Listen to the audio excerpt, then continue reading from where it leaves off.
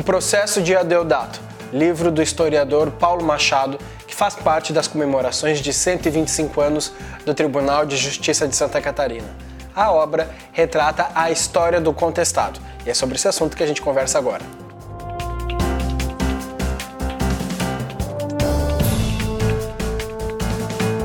Paulo, eu abro essa entrevista te perguntando um resumo dessa guerra que foi marcante para a história de Santa Catarina. Bom, a Guerra do Contestado aconteceu entre 1912 e 1916, no oeste dos atuais estados de Santa Catarina e Paraná, e envolveu uma região, portanto, muito extensa, uma população de mais de 100 mil pessoas foi atingida por esse conflito, né, que teve início com um episódio de perseguição policial a um grupo de seguidores do curandeiro José Maria. Então, era um grupo originalmente pequeno que foi crescendo com a adesão de lavradores que tinham sido expulsos de suas terras, de ervateiros, de antigos veteranos da Guerra Federalista, de vários descontentes da população do Planalto, que eram atingidos pela ferrovia São Paulo-Rio Grande também, né, e que faziam oposição aos coronéis que comandavam a política no Estado naquela época. Mas hoje, qual que é a importância dessa guerra para nós? É fundamental para a gente entender uma grande experiência de luta do povo brasileiro, né, porque foi uma guerra que implicou na reação da população a políticas de expropriação da terra, a política de deslocamento em massa pela construção de uma obra pública também, né? Então foi uma guerra que tem um aspecto político de resistência ao coronelismo e ao mesmo tempo também de resistência a uma política de modernização ligada à ferrovia e claramente, né, que era uma modernização que expropriava a população nacional em benefício de uma nova população imigrante que ia ser implantada naquele território. Então, se a gente pensa e reflete sobre a história da nacionalidade brasileira, é um conflito tão importante como muitos outros que aconteceram na história do Brasil, como o movimento dos quilombos, como a cabanagem no Pará, a balaiada no Maranhão, Canudos na Bahia, né? Então, o contestado é um importante episódio, muito além da nossa região, ele repercute, né, nacionalmente e é uma luta muito mais nacional e latino-americana. Ele sempre foi muito tratado como regional, né? Mas atualmente ele é mais considerado um movimento nacional por essa repercussão. Por que a Guerra do Contestado não é tão comentada quanto a Guerra de Canudos? Durante muito tempo houve um silêncio em Santa Catarina e no Paraná sobre esse movimento, por diferentes razões. O Paraná, o silêncio é por causa da perda de grande território, em função da questão de limites, né, e da negociação que se fez depois da guerra, em 1916, né, onde a maior parte do território contestado ficou com Santa Catarina. Então o Paraná tem uma espécie de um trauma dessa guerra. Já em Santa Catarina, o silêncio se dá por razões diferentes, né.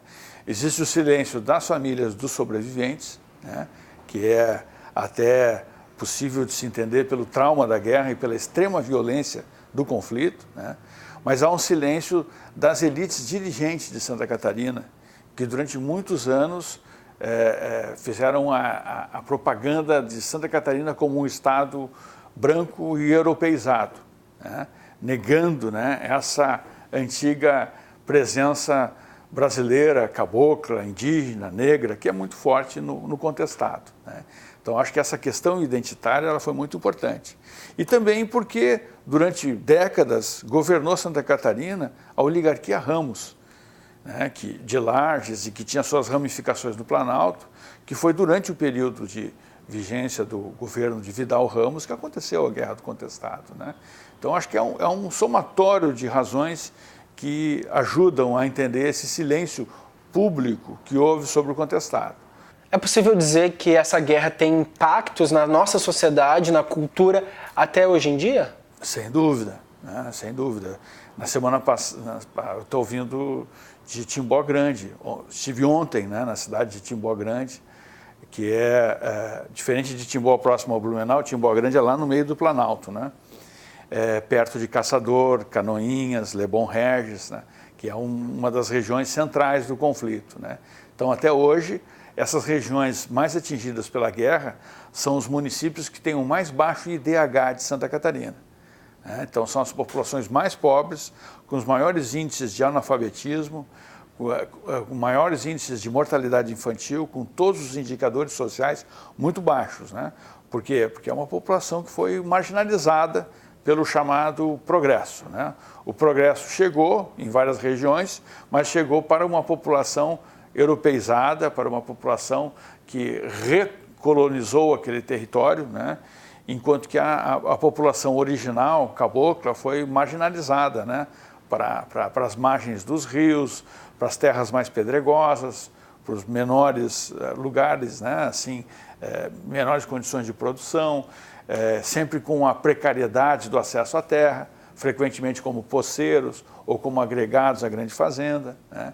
Então, as marcas da guerra ainda são muito fortes na população descendente, remanescente do contestado. Paulo, eu queria que você explicasse, então, quem foi Adeodato. Então, Adeodato era um peão de fazenda e tropeiro, né? Ele trabalhava na fazenda Rio Doce, no município de Curitibanos. Era um sujeito muito jovem e aderiu ao movimento rebelde já no meio da guerra, né? Ele entrou para o movimento rebelde, tinha provavelmente entre 25 e 26 anos, né? E ele entrou para o movimento do rebelde no meio da guerra. Logo ele entrou para uma unidade especial, que eram os chamados Pares de França, ou Pares de São Sebastião, que era uma unidade de guerreiros, né? Mas não guerreiros só que tinham a habilidade bélica. Eles eram guerreiros e tinham também o conhecimento do que eles chamavam de santa religião, que é a tradição de São João Maria, que eles traziam desde o século XIX, né? O movimento contestado é uma confluência de duas tradições culturais. A tradição do monge São João Maria, né? E a tradição política do federalismo, né? Que são muito fortes no Planalto, né? E Adeodato, ele era um indivíduo que tinha habilidades pessoais também que davam muito destaque a ele, né? Além de ser um lutador importante, ele era um declamador de poesias de improviso, como uma porfia, como trova, né? De desafio. Então ele compunha décimas assim com muita facilidade e tinha um discurso que acabava cativando as pessoas, né? Então ele tinha algumas, essas condições vão aparecendo ao longo do processo dele, né? E ao longo de vários depoimentos sobre a vida do Adeodato, né? Ele usava muito um discurso irônico, certas vezes, né? A ironia fazia parte desse gênero de poesia declamada, que é a décimas. Eu acho que é um aspecto importante da cultura popular, da população cabocla, né? Que normalmente não é notado por muitos pesquisadores, né? Mas se trata de uma tradição oral muito forte, né? E, bom, a gente ainda vê em várias partes do interior do Brasil aqueles que fazem desafio de improviso, né? De viola, onde um canta uma poesia e vai disputando contra o outro que improvisa a poesia, assim, é assim que foi se destacando Adeodato, né? Mas o destaque político dele, mais importante no movimento sertanejo, aconteceu por um acidente, né? Na verdade, foi o produto da própria guerra. Em novembro de 1914, morreu o Chiquinho Alonso, que era o chefe geral dos rebeldes, né? de vários redutos, uma espécie de coordenador geral. E Chiquinho Alonso foi, com a morte dele, no combate de Rio das Antas, lá no Vale do Rio do Peixe, houve um vácuo na liderança entre os rebeldes e uma disputa política interna, né? E nessa disputa, alguns ligados a um partido mais radical dos rebeldes, como Elias de Moraes, Domingos Crespo e outras pessoas, apoiaram a candidatura de Adeodato. E em 15 dias ele já era reconhecido como o novo chefe.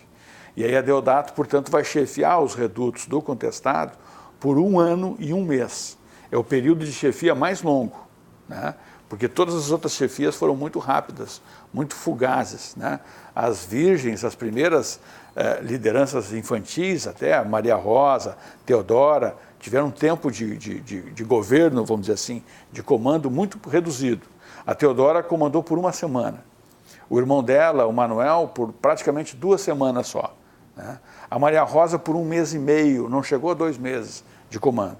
Mas o Adeodato foi o que pegou o maior período de comando, de 1 ano e 1 mês, mas o período também mais difícil, porque foi o período de cerco das tropas do Exército, era já a campanha do general Setembrino de Carvalho, então as relações dentro dos redutos até foram se desagregando pelo cerco, pela fome, pelas epidemias, né? A guerra foi se tornando muito difícil para esses sertanejos e eles tiveram uma longa resistência até janeiro de 1916. Mas o que mudou então na gestão dele nesse 1 ano e 1 mês? Durante o comando de Adeodato, o que mudou foi uma maior centralização na atividade dos rebeldes, né?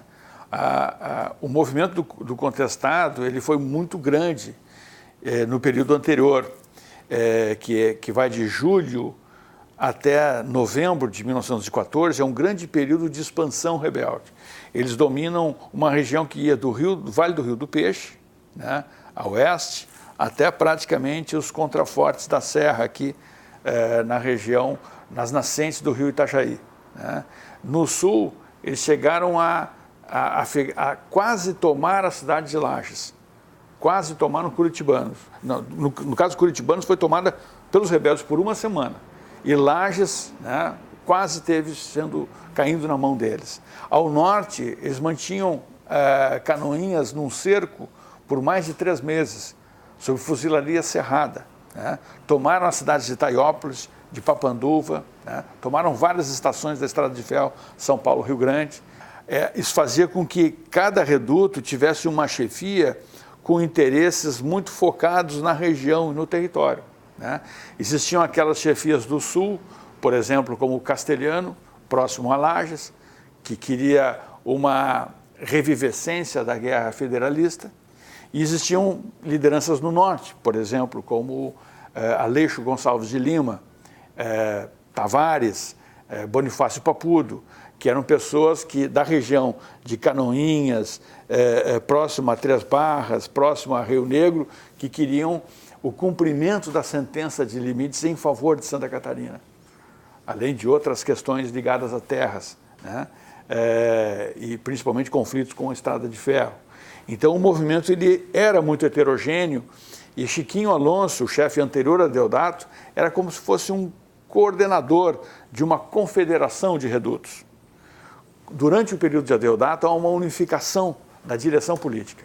Aí Adeodato ordena que todos os redutos e todos os comandos passem a se concentrar no Vale do Rio Santa Maria, onde hoje é o município de Timbó Grande, onde eu estive lá ontem, né? O Rio Santa Maria, ele desce em direção à bacia do Rio Iguaçu, né? E o Vale do Santa Maria é como se fosse um desfiladeiro, tem 2 gargantas de entrada. É um lugar fácil de ser defendido com 2 guardas, uma no sul e outra no norte. E foi ali que Adeodato resolveu escolher como uma cidadela inexpugnável, né? E, de fato, ele aguentou o fogo da fuzilaria do Exército na parte sul desse desfiladeiro por mais de 4 meses. A tropa maior do Exército, que era a Coluna Sul, chefiada pelo Estilac Leal, ela não conseguia passar ali, né? Foi só a tropa do Norte que conseguiu tomar, na Páscoa de 1915, o reduto de Santa Maria. Aí Adeodato sofre uma primeira derrota. Mas depois da derrota em Santa Maria, ainda se organizam novos 3 redutos, né? São Miguel, Pedra Branca e São Pedro. E esses 3 redutos vão durar até o final do ano de 2015 e início de 2016, quando há a final dispersão, né? Então Adeodato ele comandou de forma unificada e centralizada, né, na fase final da guerra.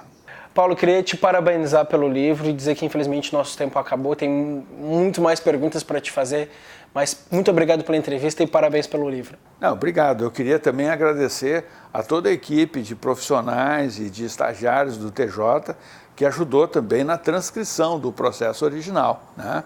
Não podia deixar de citar, né? Também o professor Gunther Axt, que organizou o livro junto comigo, né? Eu apenas localizei esse processo numa pesquisa ainda em 1999, né? Quando eu achei, fiquei até bem feliz, porque o processo, na verdade, original, ele tinha sido extraviado. Então, o que eu achei aqui foi um translado do processo original no recurso de um membro do piquete do Adeodato, que também foi processado junto. E aí, como o recurso chega ao Tribunal de Justiça, eles transcrevem todo o processo original, né? Então foi a partir daí, e mesmo assim estava ainda em letra manuscrita, né? Todo o processo, não tem nenhum, acho que só no final tem um que outro documento datilografado, a maior parte do tempo são documentos manuscritos, com diferentes grafias, né? Então isso dá um trabalho muito grande para o pessoal do tribunal que fez essa transcrição e que é listado aí no livro também. São muitas pessoas, eu nem posso listar agora. O programa Justiça Legal de hoje fica por aqui. Muito obrigado pela sua audiência e você sabe, temos um encontro marcado na semana que vem com mais entrevistas, mais matérias relevantes para o seu dia a dia. Até lá!